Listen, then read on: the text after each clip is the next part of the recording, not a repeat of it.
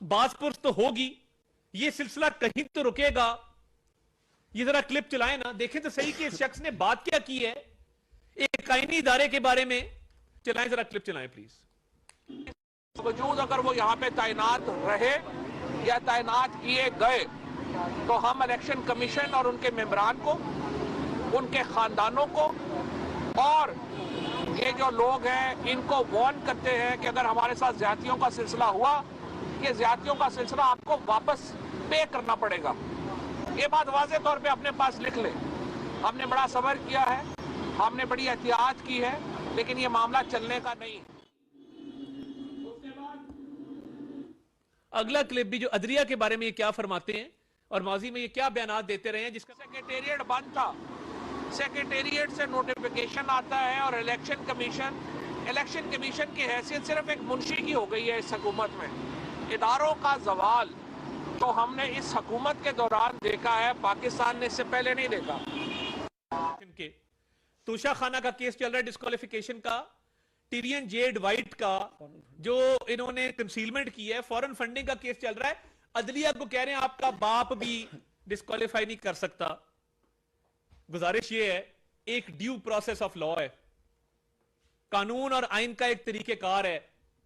अगर ये VVIP service मिलेगी चंद लोगों को कि एक तरफ एक मुंतखब वजीर आजम को बेटे से तनख्वाह ना लेने पे निकाला जाएगा और दूसरा जो वजीर आजम है वो बेटी छुपाए, कंसीलमेंट करे। इस्लामाबाद हाईकोर्ट में केस चल रहा है, मेंटेनेबिलिटी आर्ग्यू हो रही है कि ये केस मेंटेनेबल नहीं, हमने इसको आर्ग्यू करना है। ये नहीं होगा। अगर आपने एक मुंतखब वजीर आजम को बेटे से तनख्वाह ना लेने पे घर भेजा है तो दूसरे को बेटी छुपाने पे घर भेजना होगा। ये आइन के साथ खिलवाड़ नहीं चलेगा। और मैं बहुत अदब से ये गुजारिश करना चाहता हूं कि इसमें 124 ए लगी है, 506 बी लगी है, तो अदालत में आके डिफेंड करे ना जी। ये लोकल अदालत का काम है। ये जो रिलीफ लेने का ट्रेंड बन गया है कि टाइम से पहले आप एक अपील कर दें, भाई अपील की स्टेज आएगी, अपील की एक स्टेज है, रिट पिटिशन दायर होती है और ये तासुर बन गया है, लोग ये बात कर रहे हैं। मैं हद अदब में रह के ये बात करना चाहता हूं कि किसी के खानदान को थ्रेट करना और कहना कि आपको पे करना पड़ेगा, आपसे हिसाब लेंगे। मुझे बता दें, एक ताकतवर आदमी फवाद चौधरी कोई कमजोर आदमी तो नहीं है, साबिक वजीर है, तो ये इसको किसने इजाजत दी कि ये लोगों के खानदानों को थ्रेट करे और उसके लीगल कॉन्सिक्वेंसेस से मुबारा हो जाए, उसके नतायज जिसको ना भुगतने पड़े। अगर ये आपने आज ना रोका इस चीज को तो ये गली गली मोहल्ले मोहल्ले में थ्रेट्स होंगे। अदलिया को थ्रेट किया जाएगा, फौज को थ्रेट किया जाएगा, इलेक्शन कमीशन जैसे आईनी इदारों को थ्रेट किया जाएगा। इलेक्शन कमीशन से हमें भी गिले रहते हैं, मगर यह तरीकेकार नहीं है कि आप सरेआम आके लोगों के खानदानों को थ्रेट करें। आईनी इदारे की एक रिट है, आईनी इदारे का एक वकार है, आईनी इदारे का एक किरदार है। आपके पास मुशावरती अमल के लिए टाइम था। आपको अगर मोहसिन नकवी साहब की अपॉइंटमेंट पे इतना गबो गुस्सा है तो हुकूमत तो आपने खुद खत्म की है मेरे भाई। आपकी हुकूमत कोई खत्म तो नहीं कर रहा था। उसके बाद मुशावरती अमल है, पार्लिमानी कमेटी में मुशावरत कर लेते, लीडर ऑफ अपोजिशन से मुशावरत कर लेते। मुशावरती अमल का हिस्सा नहीं बने तो उसके बाद उसी तरह मोहसिन नकवी साहब अपॉइंट हुए, जिस तरह 2018 में आपका दिया हुआ एक नाम हसन अस्करी साहब अपॉइंट हुए थे। हमने तो इलेक्शन कमीशन को थ्रेट नहीं किया था, हमने तो इलेक्शन कमीशन के मेंबरान को, उनकी फैमिलीज के बारे में यह बात नहीं की थी। फवाद चौधरी ने एक जुर्म किया है, एक गैर कानूनी हरकत की है, कानून के मुताबिक पर्चा दिया गया है, कानून के मुताबिक अदालत में पेश किया जाएगा। ये फोरम शॉपिंग का भी ट्रेंड खत्म। लोग मुझे वुकला फोन करके कह रहे हैं कि फोरम शॉपिंग हो रही है। नहीं होनी चाहिए हमारे माशरे में कि आप एक पर्चा हो, आप पर्चा भी दर्ज हो तो आप दूसरी जगह से जाकर रिलीफ ले लें। हमारे वजीराबाद के केस में एक लड़का, वो गरीब है, सिर्फ उसका ये कसूर है। हम हाईकोर्ट गए थे लाहौर, क्या हुआ, जज साहब ने 1 महीने का टाइम दे दिया। वो एहसन वल्द नजीर 2 महीने बगैर गिरफ्तारी के उसको रखा, क्योंकि वो गरीब आदमी है, लोअर मिडिल क्लास का आदमी है, वो थ्रेट नहीं करता इदारों को आके, वो गालम गलोच नहीं करता, तो सब जायज है। 2 महीने उसको हफ्ते भेजा में रखा गया। अब गिरफ्तारी डाली है हफ्ता पहले, तब तो किसी ने नोटिस नहीं लिया था, तब तो नहीं कहा था कि आईजी इस्लामाबाद पेश हो, आईजी पंजाब पेश हो। तो अब कौन सी क़यामत आ गई है कि दोनों आईजी को तलब कर लिया गया? ये लोग ये बात कर रहे हैं और ये आम तासुर है। और ये माजी को मत भूलें, 2-2 साल बेल के हमारे दरखास्तें पड़ी रहती थी, कुछ सुनने को तैयार नहीं था। बेल की एप्लीकेशन लगती नहीं थी। और इधर ये रैपिड सर्विस है कि शाम को पर्चा हो रहा है और दोपहर को पूरी दुनिया हिल गई है। फवाद चौधरी ने जिस आईनी इदारे के सरबराह को थ्रेट किया है, उसके मेंबर्स को थ्रेट किया है, उनके खानदानों को थ्रेट किया है, इसकी गैर मशरूत माफी मांगनी होगी। हमने भी इन्वेस्टिगेशन करनी है। पुलिस का एक पर्चा है, उसमें जिस्मानी रिमांड लेंगे, बरामदगी करेंगे। जिस टेलीफोन के अंदर इसकी रिकॉर्डिंग्स हैं, जो इमरान खान साहब की तरफ से इसको हिदायत आती हैं, ये सारे मामलात होंगे। इस मुल्क में एक मिथ क्रिएट की जा रही है कि तरीके इंसाफ वाले अनटचेबल है, ये जेल नहीं जा सकते, ये हवालात में नहीं जा सकते। मंशियात डाल के राना सनाउल्ला 1 साल जेल भुगत सकते हैं। शहबाज शरीफ पे झूठे मनी लॉन्ड्रिंग के केस बना के 2 दफा जेल भेजा जा सकता है। मरियम नवाज शरीफ साहिबा को वालिद की मावनत और इयानत में किया जा सकता है। नवाज शरीफ साहब को एक झूठे केस में कैद किया जा सकता है। पूरी फहरिस्त है। और इधर सरेआम धमकी देने पे कोई एक्शन ही नहीं है। उलट बाजपुर्स की जा रही है कि जी क्यों ये पर्चा दिया गया। पर्चा वैलिड है, पर्चा कानूनी है, उसके मेरिट्स पे बहस करेंगे। फवाद चौधरी को इस्लामाबाद पहुंचाया जाएगा और 6 बजे बिल्कुल कानून के मुताबिक उनके रिमांड के लिए उनको अदालत में पेश किया जाएगा, जो हर मुल्जिम के साथ होता है। क्योंकि माजी के कुछ किरदार जिसमें साकिब निसार साहब सरे फहरिस्त हैं, वो इनकी ऑफशोर कंपनीज को भी लीगलाइज करते रहे हैं, इनको सादे को अमीन डिक्लेयर करते रहे हैं। तो मैं तो हैरान हूं देख के कि टिडियन जे वाइट का केस है, फॉरेन फंडिंग का केस है, तोशा खाना का केस है। एक मिथ बन गई है कि तरीके इंसाफ वाले जेल नहीं जाएंगे। क्यों नहीं जाएंगे?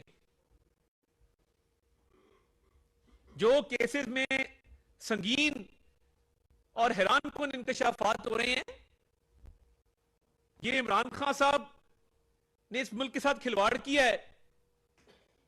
इनकी तो टिडियन जेड वाइट केस में डिस्क्वालिफिकेशन बनती है, साइफर केस में कैद बनती है, बाकी कई केसेस हैं। तो फवाद चौधरी के साथ कोई इम्तियाजी सलूक जो है वो नहीं होना चाहिए कि उसको स्पेशल ट्रीटमेंट वीवीआईपी की तरह ट्रीट किया जाए। और एक क़यामत आई हुई है, कोई गाड़ी के आगे लेट रहा है, कोई उसकी गाड़ी जबरदस्ती रोक रहा है, कोई कह रहा है हम इसका पीछा कर रहे हैं। हम 4 साल जेलों में रहे हैं, कानून और आइन के मुताबिक हमेशा अपना तर्ज अमल रखा है। निहाल हाशमी के 6 महीने को वापस करे ना, सेनेट की सीट वापस करे।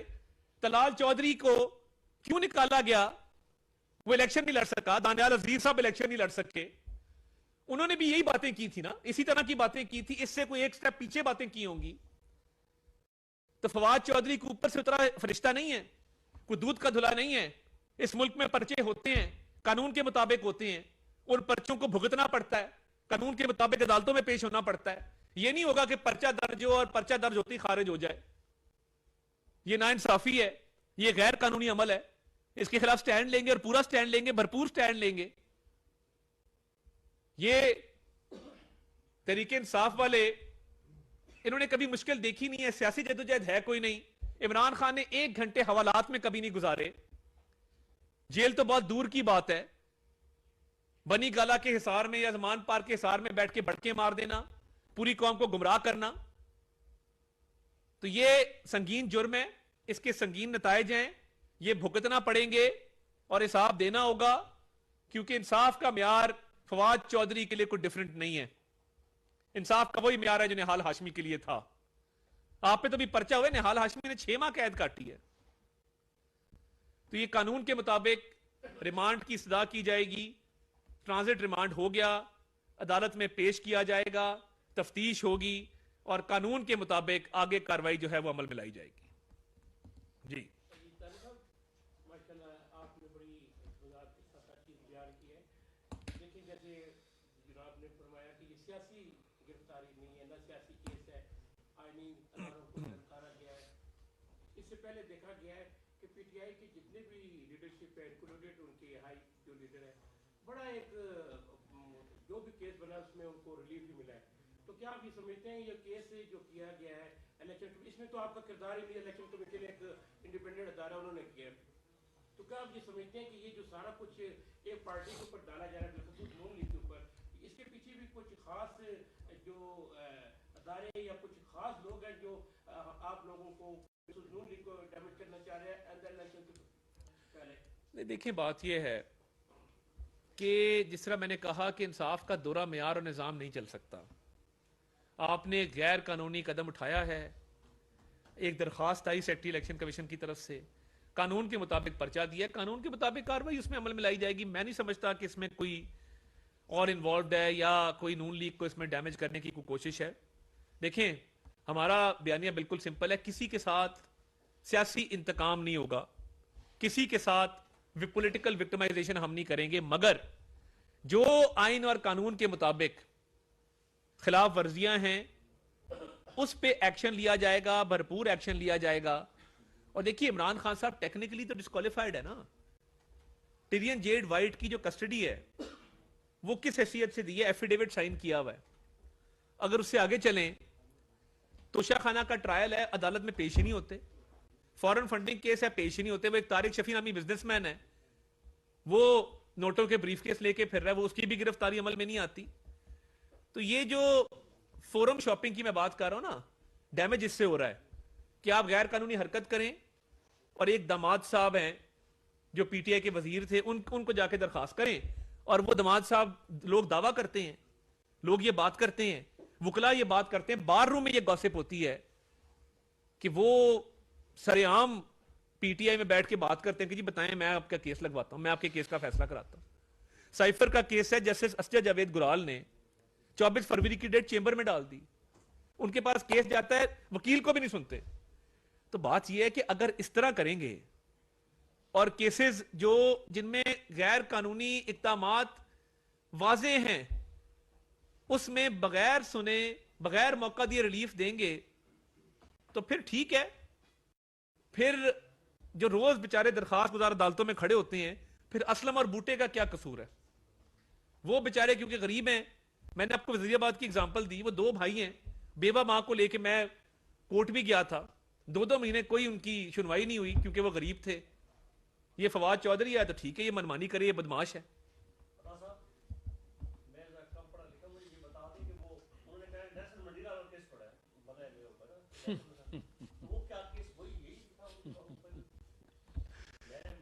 बड़े शरारती देखें, नेल्सन मंडेला बनने की नाकाम कोशिश जो की जा रही है और गाड़ियों के आगे लेटा जा रहा है कि पता नहीं सिवाय मौत हो गई है, और पूरे मुल्क में क़यामत का समा बर्पा करने की कोशिश की जा रही है। तो फवाद चौधरी को डब्बू किसी वजह से कहते हैं, और नेल्सन मंडेला और डब्बू में बड़ा फर्क है। और मैं अक्सर उसे कहता हूं कि सियासी, कभी कहते आर्मी चीफ कौम का बाप है, ये आप सबने सुना। सियासी रहनुमा तब्दील करना ऐसे ही है जैसे बाप को तब्दील करना। तो मैं उसे हमेशा कहता हूं कि डब्बू एक ही अब्बू। ये मंडेला का, नेल्सन मंडेला का, मैं आपको बताऊं, नेल्सन मंडेला का डब्बू इससे ज्यादा अच्छा होगा।